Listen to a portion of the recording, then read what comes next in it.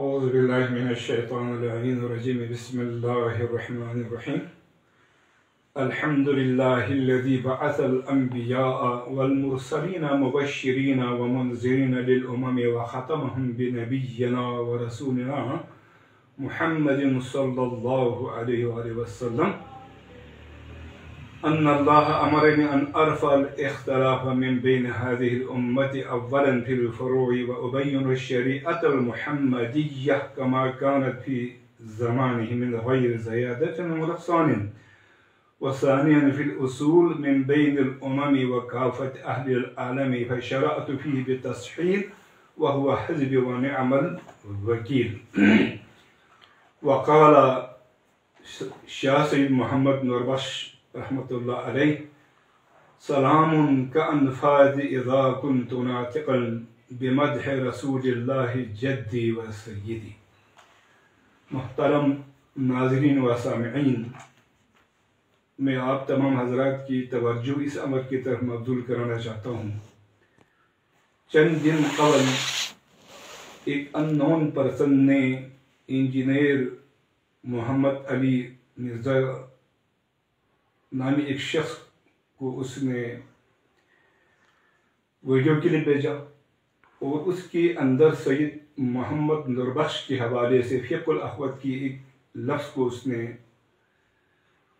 پیش کیا، اور فیل فور اور فیل بدی انجینئر صاحب نے سید محمد نوربخش کو اور ان کے فالوور کو کفر کا فتویٰ دیا اور مسلمہ کذاب کے ساتھ تشبیہ دیا۔ بہرحال ہر ایک شخص کا حق ہے کہ وہ کوشچن کرے، اور جواب دینے والے یا فتویٰ دینے والے پر لازم ہیں وہ بہت احتیاط کے ساتھ امت مسلمہ کے اصول قواعد و ضوابط کو مد نظر رکھتے ہوئے اصول فقہ اور اصول قرآن کے حوالے سے جواب دے دیں۔ خیر، پوچھنے والا تو جاہل بھی ہو سکتا ہے، ان نون پرسن تھا، آئی ڈونٹ نو، اس نے اپنے آپ کو جو ہے سیاچن کے علاقے سے جو ہے اس نے بتایا میں اس کو نہیں جانتا، اور مرزا صاحب شاید تو اس کی حولیت سے کوئی عالم تو لگ رہا ہے، لیکن لب و لہجہ عالم کا اپنانا چاہیے اور یہ شائستہ ہے، اور وہ بھی قابل احترام ہی ہوگا، اور میں اس کو صحیح معنوں میں نہیں جانتا۔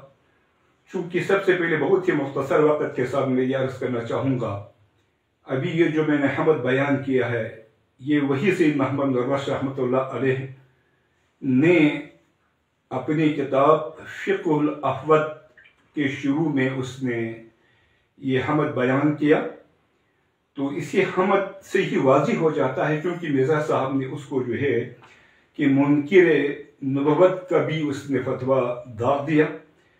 تو آپ بتائیں، الحمدللہ الذی بعث الانبیاء والمرسلین مبشرین منذرین للامم وختمهم بنبینا ورسولنا محمد صلی اللہ علیہ وآلہ وسلم۔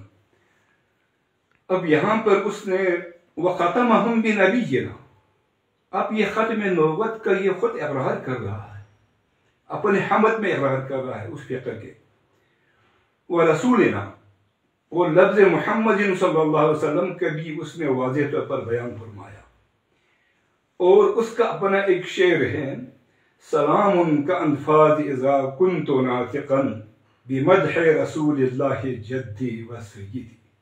چونکہ سید محمد نوربخش اولاد رسول ہے، اس کا کہنا یہ ہے کہ جب بھی میں میرا جد امجد اور میرے سردار، میرا آقا، میرے سرتاج کے شان میں جب میں مدح کے لب کھولتا ہوں تو میرے ہر سانس، ہر لمحہ، ہر پل میرے لینے والے سانس کے برابر اس پہ حمد قربان ہو۔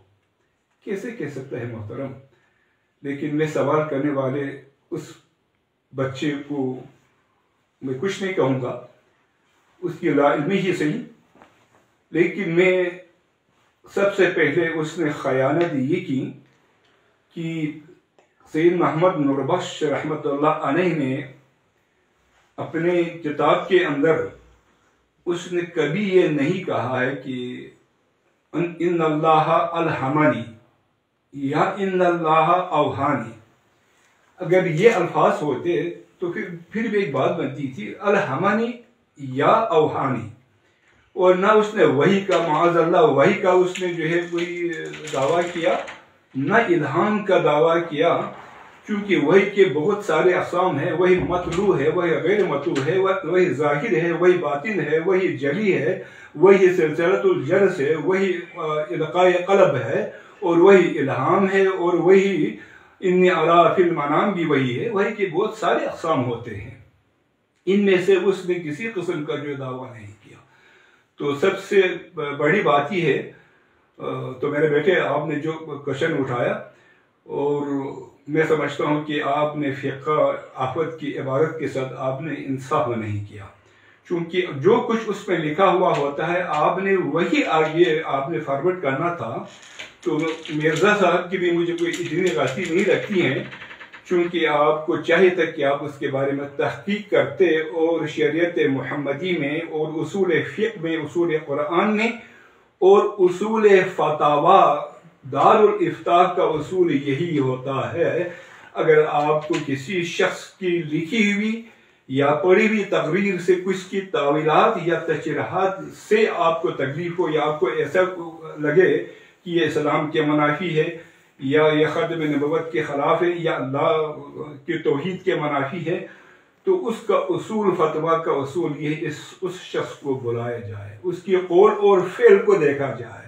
کہیں اس کا فعل بھی اس کے قول جیسا تو نہیں ہے، لیکن اس کا قول اور فعل دونوں جو ہے برابر ہے، تو پھر ایک فتویٰ صادر ہوتا ہے. دوسری بات، اس شخص سے پوچھا جاتا ہے آپ کی اس تشریح یا تعویلات سے آپ کا کیا مراد ہے. اگر وہ اسے انکار کرے، نہیں جی میرا معاذ اللہ کہ اللہ کے توحید پہ اور نبی کریم صلی اللہ علیہ وسلم کی آخری نبی ہونے پہ یا دیگر اور بھی معاملات پہ اگر وہ اقرار کرے، تو پھر اس پہ کفر کا فتویٰ نہیں لگایا جا سکتا. یہ ایک اصول ہوتا ہے. تو پورے ہمارے پاکستان میں سب سے بڑا مسئلہ یہ ہے، ہم عالم تکفیریت کو عام کر بیٹھا ہے، اور ہم جو ہے اپنے دامن میں سمٹے رکھا ہوا ہے کہ عالم کفریت کو. بہت افسوس کی بات ہوتی ہے. ہر عالم کو چاہیے کسی کو کافر، زندیق، ملحد قرار دینے سے پہلے اس کے بارے میں تحقیق کریں، کیا وہ کوشچن کرنے والا بندہ کون ہے، یا جس کے بارے میں اس نے لکھا اس کی کتاب پہ تحقیق کریں، ان کے فالو اوور پہ تحقیق کریں. اور کم و بیش پاکستان میں ان کے فالو اوور جو ہے کئی لاکھ سے بھی زیادہ ہے، کم از کم 4-5-6 لاکھ جو ان کے فالوور ہیں. اب ان سب کی دل آزاری ہوئی ہے.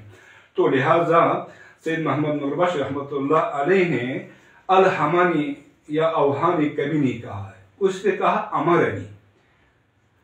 صاحب علم، صاحب رشد کے لیے ضروری ہے لفظ امر کو جو ہے وہ قرآن کے حوالے سے دیکھیں اور حدیث کے حوالے سے دیکھیں، اصطلاح کلام عرب کے حوالے سے دیکھیں، اصطلاح آپ اصول کے حوالے سے دیکھیں، تو لفظ امر ہی کے متعدد اور مختلف معنی نکل آتی ہیں. تو آپ نے یہاں پہ کیا مراد لیا ہے امر سے؟ قرآن کہتا ہے قل امر ربی بالقسط واقیموا وجوہکم عند کل مسجد وادعوہ مخلصین لہ الدین کما بدأکم تعودون. قل امر ربی بالقسط، نبی کریم فرماتا ہے قل، اللہ نے کہا قل، رسول کہہ دیجئے امر ربی، میرے رب نے مجھے امر کیا، مجھے حکم دیا، بالقسط، انصاف کا، وَأَقِيمُوا وُجُوهَكُمْ، اور آپ اپنے جو ہے وہ نماز کی طرف توجہ کا. اب دوسرے اس میں دیکھیں، آپ متعدد اس میں دیکھیں گے تو آپ کو پتہ چلے گا. سب سے بڑی بات یہ ہے کہ قال ما منعك الا تسجد اذ امرتك قال انا خیر منه خلقتنی. اب ابلیس کے بارے میں اللہ تعالیٰ فرماتا ہے قال ما منعك الا تسجد اذ امرتك، کہ جب میں نے تجھے امر کیا تو کس چیز نے تجھے روکا سجدہ کرنے سے؟ تو اللہ تعالیٰ نے ابلیس کو امر کیا. تو یہاں پہ اللہ تعالیٰ نے ابلیس پہ وحی کیا تھا. ابلیس پہ الہام کیا تھا؟ کیا یہاں اس امر کا معنی آپ وحی لیں گے یا الہام لیں گے؟ معاذ اللہ، اگر اللہ نے ابلیس پہ وحی کیا ہو یا ابلیس پہ کوئی الہام کیا ہو تو پھر معنی کہ یہاں پہ ختم ہو جائے گا. وہ اس لائق ہی نہیں ہے ابلیس پہ وحی کرے یا اللہ تعالیٰ ابلیس پہ کوئی الہام ڈالے. اس کے بعد کل امت جعلنا منسکنہم ماکثوا فلا ینازعنک فی الامر وادع الی ربک. اب یہاں پر دیکھیں، اس کے بعد فلما جاء امرنا جعلنا علیہا سافلہا وامطرنا علیہا حجارۃ من سجیل منضود. سب سے بڑی بات یہاں پر یہ آتی ہے محترم، فلما جاء امرنا وجعلنا علیہا سافلہا، جب ہمارا امر آیا. اب میں لفظ امر کو ہی بیان کر رہا ہوں. ہمارا امر آیا تو اوپر کو نیچے، نیچے کو ہم نے اوپر کر دیا. وَأَمْطَرْنَا عَلَيْهَا حِجَارَةً مِّن سِجِّيلٍ، اس پہ ہم نے پتھر کی بارش کر دی. تو یہاں پر اس سے مراد وہی ہے، اس سے مراد الہام ہے. آپ کیا لینا چاہتے ہو؟ فَاسْتَقِمْ كَمَا أُمِرْتُ وَمَنْ تَابَ مَعَكَ وَلَا تَطْغَوْا إِنَّهُ بِمَا تَعْمَلُونَ بَصِيرٌ. فَاسْتَقِمْ كَمَا أُمِرْتُ وَمَنْ تَابَ مَعَكَ. اے اللہ کے رسول، جن لوگوں نے آپ کے ساتھ توبہ کیا ہے، کما امرتو، اور میں نے ان پہ امر کیا ہے، آپ اس پہ قائم رہے. تو کیا اب یہاں مراد اللہ کے نبی کے علاوہ ومن تاب معک، جو لوگ آپ کے ساتھ توبہ کیا ہوا ہے، تو کیا ان توبہ کیے ہوئے افراد پر بھی اللہ نے وحی کیا؟ اب یہاں پہ آپ امر سے مراد وحی لیتے ہیں یا الہام لیتے ہیں، تو آپ کیا اس سے مراد کہ اللہ تعالیٰ نے، اگر اس امر سے مراد آپ وحی لے لیں تو اللہ نے رسول پر بھی وحی بھیجا، اور رسول کے ساتھ جس نے توبہ کیا اس پر بھی وحی بھیجا، یا اس پر بھی الہام ہوا. وَلَا تَطْغَوْا إِنَّهُ بِمَا تَعْمَلُونَ بَصِيرٌ. یہ آپ کیا سمجھتے ہیں؟ ہمارے سب سے بڑی افسوس کا مقام یہی، انہوں نے لفظ امر کو جو ہے وہ پہچانا ہی نہیں ہے. سب سے بڑی بات یہ ہے ثم جعلناک علی شریعۃ من الامر فاتبعہ ولا تتبع اہواء الذین لا یعلمون، کہ اللہ تعالیٰ نے نبی کریم صلی اللہ علیہ وآلہ وسلم کے بارے میں آپ نے واضح الفاظ میں فرمایا ثم جعلناک علی شریعۃ من الامر. اے اللہ کے رسول، ہم نے شریعت کو امر میں رکھا ہے، شریعت کو امر میں رکھا ہے. فَاتَّبِعْهَا، آپ اس امر والے شریعت کی آپ اتباع کریں. وَلَا تَتَّبِعْ أَهْوَاءَ الَّذِينَ لَا يَعْلَمُونَ، اور جو نہیں جانتے ہیں، ان پڑھ ہے، جاہل ہے، آپ ان کی اتباع نہ کریں، بلکہ آپ کے اس شریعت کو ہم نے امر میں رکھا ہے.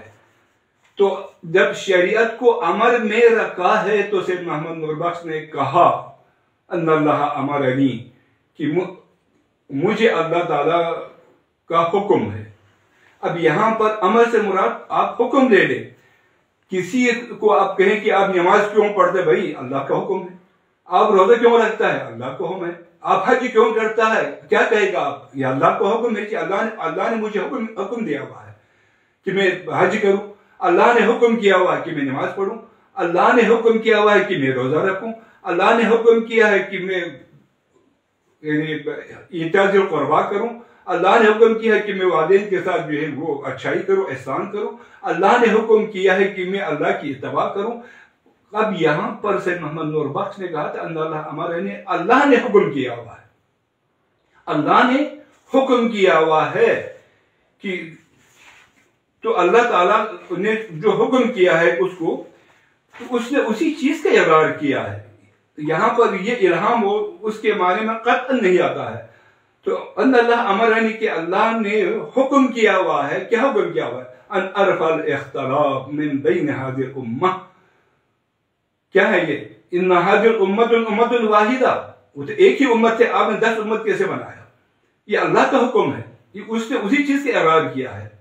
اس کے بعد اللہ نے کہا کہ وَلَا تَتَفَرَّقُوا، کہ آپ لوگ اس میں جو اختلاف نہ ڈالیں. تو سید محمد نور بخش نے بھی یہی کہا کہ اللہ کا حکم یہی ہے کہ میں سارے اختلافات کو ختم کر کے امت واحدہ کو میں شریعت محمدی میں بیان کروں. اس لیے آپ نے کہا ہوا ابین شریعت المحمدیہ کما کانت فی زمانہ من غیر زیادۃ و نقصان. انجینئر محمد علی صاحب محترم، آپ اگر کوئی مسائل بیان کر رہا ہوتا ہے تو آپ کا کیا انداز ہوگا؟ کیا آپ شریعت محمدیہ بیان کر رہا ہوتا ہے یا آپ کسی اور کی شریعت بیان کر رہا ہوتا ہے؟ آپ بھی کہے گا کہ میں شریعت محمدی بیان کر رہا ہوں، کیونکہ اللہ نے مجھے حکم دیا ہے کہ میں نماز پڑھتا ہوں، اللہ نے مجھے حکم دیا ہوا ہے کہ میں روزہ رکھتا ہوں، اللہ نے مجھے حکم دیا کہ میں حج کرتا ہوں. یہ آپ کو بھی اقرار کرنا پڑے گا. بھائی اللہ نے حکم دیا ہوا ہے نا، تو اس نے اقرار کیا کہ اللہ نے حکم دیا ہے. اللہ کا امر یہی ہے کہ اختلاف ختم کرے، اللہ کا امر یہی ہے تفرقہ بازی ختم کرے، اللہ کا حکم یہی ہے شریعت محمدیہ لوگوں میں عام کرے، بیان کرے، اور اللہ کا حکم یہی ہے کہ آپس کے اختلافات کو ختم کر کے فروع اور اصول میں بیان کرو.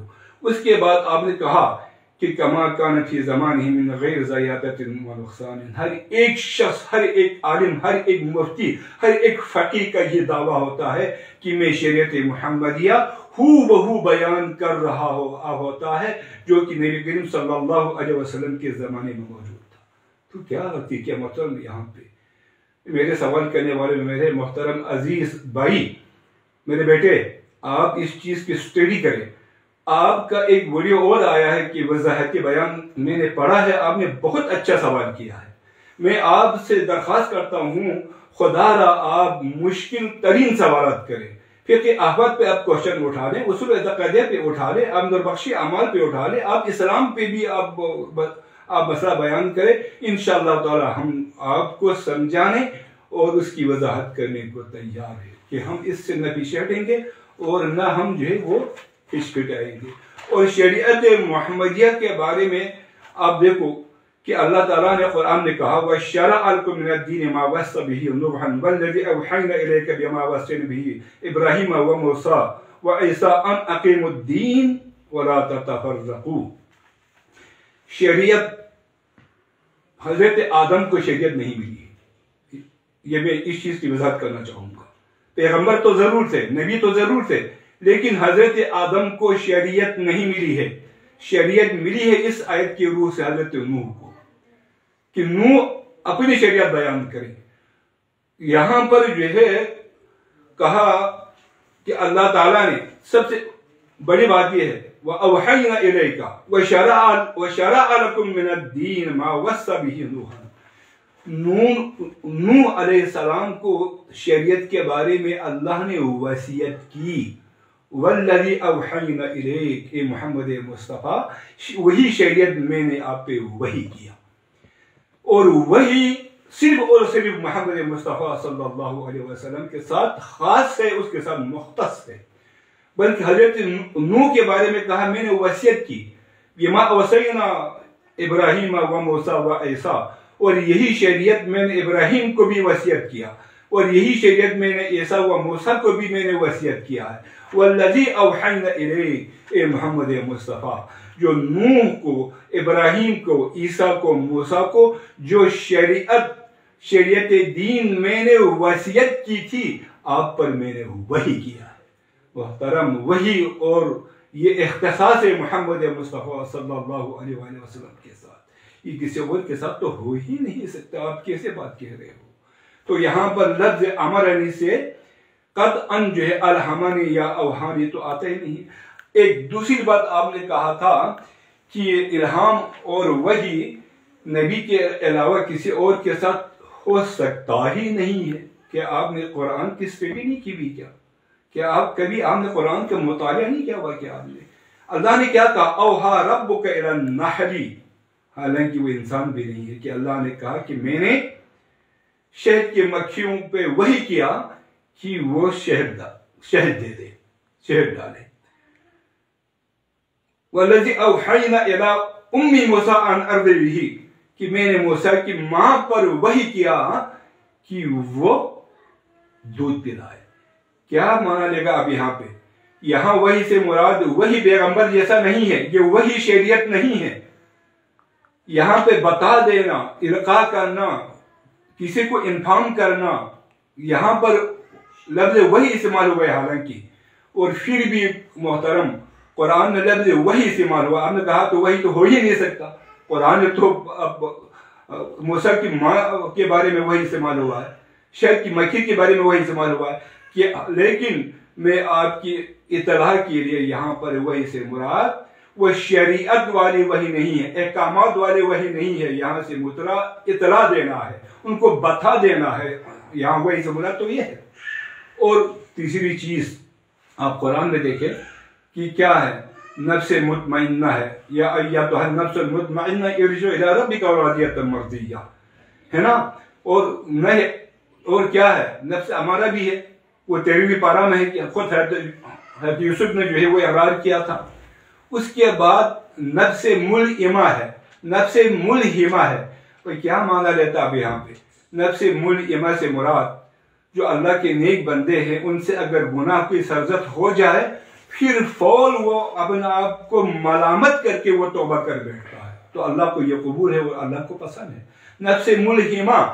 لیکن نفس ملئمہ والے گناہ سرزد ہوتے ہی فوراً توبہ کر لیتا ہے، نفس ملہمہ یہ الہم یلہم الہامن ہے، بھاوا ملہم، اور یہ الہام سے ہے، تو لہٰذا یہاں پر نفس ملہمہ سے مراد کہ وہ اللہ کے نیک بندے جو کہ وہ گناہ کا اس نے سوچ بھی لیا ہے یا کل گناہ کرنے والا ہے، تو اللہ تعالیٰ جو ہے اس خواب میں یا اس کے دل میں ڈال دیتا ہے کہ وہ فی الفور جو ہے اس اللہ تعالیٰ کی اطلاع کی وجہ سے، یہاں الہام سے مراد میں وہی نہیں لوں گا، یہاں الہام سے مراد اطلاع دینا کہ اللہ تعالیٰ کا مہربان ہونا اس شخص پہ کہ اس کو جو انفارم کر دیتا ہے اللہ کسی طریقے سے، اور وہ اس برائی سے رک جاتا ہے۔ یہاں پر الہام سے مراد اطلاع دینا۔ آپ کی وجہ سے ہمارے لاکھوں افراد کے لاکھوں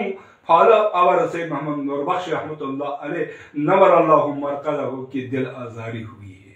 اور ابن مسلمہ کذاب کے بارے میں تو آپ نے لگتا ہے کہ پڑھا ہی نہیں، اسٹڈی آپ کا نہیں ہے، اس نے مکمل آخری نبی ہونے کا دعویٰ کیا تھا۔ تو میرے مرشد معظم غوث المتاخرین سید محمد نور بخش رحمۃ اللہ علیہ نے جو ہے وہ معاذ اللہ کی نبوت کا دعویٰ کیا، میں نے ابھی آپ کو 2 جملے پڑھ کے بتایا، اس کی اگر دیگر کتابیں آپ دیکھ لیں گے تو محمد عربی صلی اللہ علیہ وسلم کے ختم نبوت ہونے پہ تو آپ تو مٹ گئے ہیں، اس پہ جو ہے قربان ہوا ہے۔ اور یہ شریعت، طریقت، معرفت پہ مکمل طور پر عمل کرنے والے اللہ کی وحدانیت اور 1,24,000 انبیاء علیہ السلام پر ہمارا عقیدت، اور خصوصاً سیدنا و مولانا محمد مصطفیٰ احمد مشتبہ صلی اللہ علیہ وآلہ وسلم کی ختم نبوت پر صرف عقیدہ نہیں، ہم کٹ مرنے کو تیار ہیں، آخرت پہ ہمارا عقیدہ ہے، اور کتب سماوی پر عقیدہ ہے، اور قرآن پاک ہماری جو ہے ہمارا جو ہے وہ کتاب۔ وآخر دعوانا الحمدللہ رب العالمین۔